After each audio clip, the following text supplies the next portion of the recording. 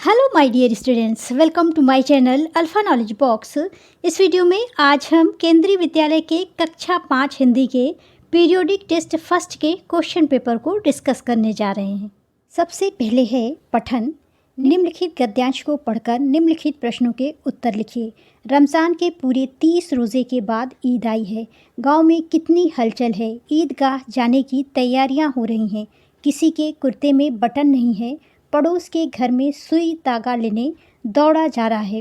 किसी के जूते कड़े हो गए हैं। उसमें तेल डालने के लिए तेली के घर भागा जाता है। जल्दी जल्दी बैलों को सानी पानी दे दें। ईदगाह से लौटते लौटते दोपहर हो जाएगी। लड़के सबसे ज़्यादा प्रसन्न हैं। किसी ने एक रोज़ा रखा है, वह भी दोपहर तक। किसी ने वह भी नहीं, लेकिन ईदगाह जाने की खुशी उनके हिस्से की चीज़ है। रोज़े बड़े बूढ़ों के लिए होंगे, इनके लिए तो ईद है। रोज़ ईद का नाम रटते थे, आज वह आ गई। अब जल्दी पड़ी है कि लोग ईदगाह क्यों नहीं चलते। बार बार जेब से अपना ख़जाना निकाल कर गिनते हैं और खुश होकर फिर रख देते हैं। महमूद गिनता है 1 2 10 12, उसके पास 12 पैसे हैं। मोहसिन के पास 1 2 3 8 9 15 पैसे हैं। गद्यांश में आगे है, इन्हीं अनगिनत पैसों से अनगिनत चीज़ें लाएंगे। खिलौने, मिठाइयाँ, बिगुल, गेंद और जाने क्या क्या। और सबसे ज़्यादा प्रसन्न है हामिद। हामिद अपनी बूढ़ी दादी अमीना की गोद में सोता है। हामिद के पाँव में जूते नहीं हैं। सिर पर एक पुरानी धुरानी टोपी है जिसका गोटा काला पड़ गया है। गद्यांश से पहला प्रश्न पूछा गया है, ईद का त्यौहार कब मनाया जाता है।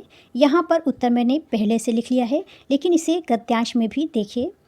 पहली लाइन में देखिए, रमज़ान के पूरे 30 रोज़े के बाद ईद आई है, यानी रमज़ान के पूरे 30 दिनों के बाद ईद आती है।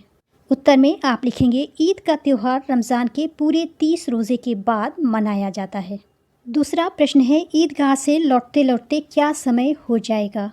गद्यांश में लिखा हुआ है, ईदगाह से लौटते लौटते दोपहर हो जाएगी, इसलिए उत्तर में आप लिखेंगे, ईदगाह से लौटते लौटते दोपहर का समय हो जाएगा। तीसरा प्रश्न है, बच्चे ईदगाह से कौन कौन सी चीज़ें लाना चाह रहे हैं। गद्यांश में है, अनगिनत पैसों से अनगिनत चीज़ें लाएंगे। खिलौने, मिठाइयाँ, बिगुल, गेंद और जाने क्या क्या। उत्तर हो जाएगा, बच्चे ईदगाह से अनगिनत चीज़ें लाना चाह रहे हैं। खिलौने, मिठाइयाँ, बिगुल, गेंद और जाने क्या क्या। प्रश्न 4, हामिद किसके पास रहता था। तो हामिद अपनी बूढ़ी दादी अमीना के पास रहता था। और गद्यांश का अंतिम प्रश्न है, उपयुक्त गद्यांश किस पाठ से लिया गया है। ये लिया गया है ईदगाह से। अगला सेक्शन है लेखन, गद्य और पद्य से। पहला प्रश्न है, मंत्री ने अपने बेटे को शहर क्यों भेजा।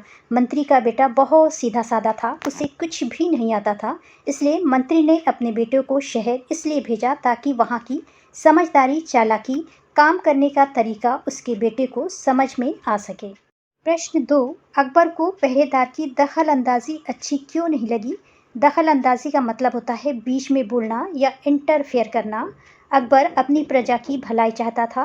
वो समय समय पर अपनी प्रजा से मिलता जुलता रहता था और उनकी सहायता करता था, लेकिन केशव से बात करते समय जब पहरेदार ने दखल अंदाजी की, बीच में बोला, तो केशव समझ गया कि ये राजा है, इसलिए अकबर को उसकी दखल अंदाजी अच्छी नहीं लगी। उत्तर में आप लिखेंगे, वह अपनी प्रजा का भला चाहता था। समय समय पर सबकी सहायता करना या बातचीत करने के लिए लोगों से मिलता जुलता रहता था। केशव उसे आम इंसान समझकर बातें कर रहा था। पहरेदार के आने से उसकी बातचीत में बाधा आ गई थी, इसलिए पहरेदार की दखल अंदाजी अकबर को पसंद नहीं आई। प्रश्न 3, माँ ने खिलौने खरीदने के लिए कितने पैसे दिए थे। इसका उत्तर है, माँ ने खिलौने खरीदने के लिए 4 पैसे दिए थे। अगला सेक्शन है व्याकरण। इसमें पहला प्रश्न है, निम्नलिखित शब्दों के अर्थ लिखो। पहला शब्द है नफीस और दूसरा है जुर्रत। नफीस का अर्थ होता है सुंदर और निर्मल, और जुर्रत का अर्थ होता है साहस या फिर हिम्मत। दूसरा प्रश्न है, निम्नलिखित शब्द के 2 पर्यायवाची लिखो। और शब्द है कमल। कमल का पहला पर्यायवाची है जलज और दूसरा है पंकज। तीसरा प्रश्न है, निम्नलिखित शब्दों के विलोम शब्द लिखो। पहला शब्द है अमृत और दूसरा शब्द है सुख। अमृत का विलोम शब्द हो जाएगा विष और सुख का विलोम शब्द हो जाएगा दुख। अगला प्रश्न है, निम्नलिखित शब्दों के बहुवचन लिखो। किताब और महिला। किताब का बहुवचन हो जाएगा किताबें और महिला का बहुवचन हो जाएगा महिलाएं। यहाँ पर चंद बिंदु लगाइएगा।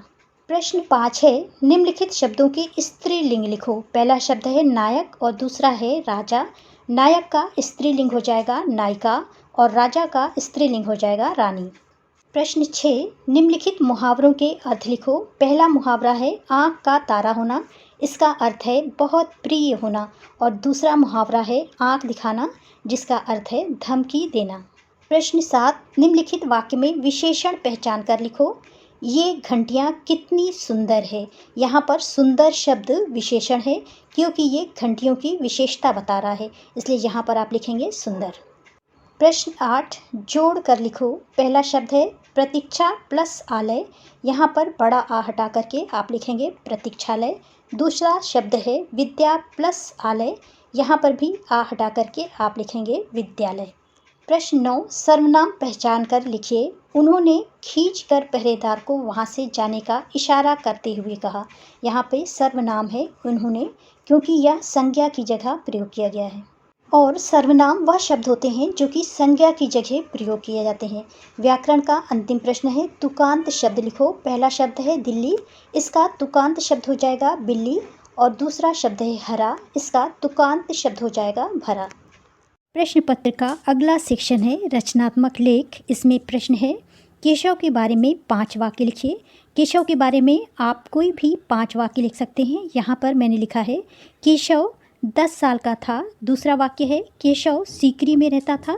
तीसरा, केशव एक होनहार बालक था। चौथा वाक्य, केशव के पिता पत्थर की नक्काशी का काम करते थे। और 5वां और अंतिम वाक्य है केशव पत्थर की नक्काशी करने का काम सीख रहा था। रचनात्मक लेखन से अगला प्रश्न है ईला को अपने मन के भाव बताने के लिए चिट्ठी लिखो। अगर आपसे इस तरह का प्रश्न पूछा जाता है तो सबसे पहले यहाँ पर अपना पता लिखेगा। उसके बाद यहाँ पर जो भी करंट डेट हो उसे डालिएगा। फिर लिखेगा प्रिय ईला, जब पहली बार मैंने तुम्हें देखा तो मुझे लगा कि तुम अपने सारे काम किसी दूसरे से करवाती होगी, लेकिन अब तो मुझे तुम पर गर्व होता है। तुम आत्मविश्वास से भरी हो। तुम अपनी अपंगता को अपनी दृढ़ इच्छा शक्ति पर कभी हावी नहीं होने देती। हाथ नहीं होने के बावजूद तुमने कशीदाकारी जैसी मुश्किल कला में निपुणता हासिल कर लिया है। यह वाकई बेमिसाल है। हम हाथ वाले भी ऐसा काम नहीं कर पाते। तुम मेरे लिए ही नहीं बल्कि सबके लिए प्रेरणा का स्रोत हो। भगवान तुम्हारे आत्मविश्वास और दृढ़ इच्छा शक्ति को बनाए रखे और तुम सफलता पर सफलता हासिल करती जाओ। इन्हीं कामनाओं के साथ अगर आप लड़के हैं तो तुम्हारा लिखेगा और अगर लड़की हैं तो तुम्हारे लिखेगा और उसके बाद अपना नाम। अगला सेक्शन है वर्तनी। इसमें प्रश्न है शुद्ध करके लिखो। पहला शब्द है 27। 27 को इस तरह से लिखते हैं आधा ता, पूरा ता, बड़ी ई और सा। दूसरा शब्द है निश्चय। यहाँ पे सरौते वाला सा नहीं होगा बल्कि सीटी वाला शा होगा। आप निश्चय इस तरह से लिखेंगे। अगला है नकासी। नकासी को इस तरह से लिखेंगे आधा का, बड़ा का और बड़ी शी। अगला है शपेरा। शपेरा नहीं होता, ये होता है सपेरा। और विद्यालय। विद्यालय नहीं, इसको लिखना है विद्यालय। प्रश्न पत्र का अंतिम सेक्शन है हस्तलेखन यानी सुलेख।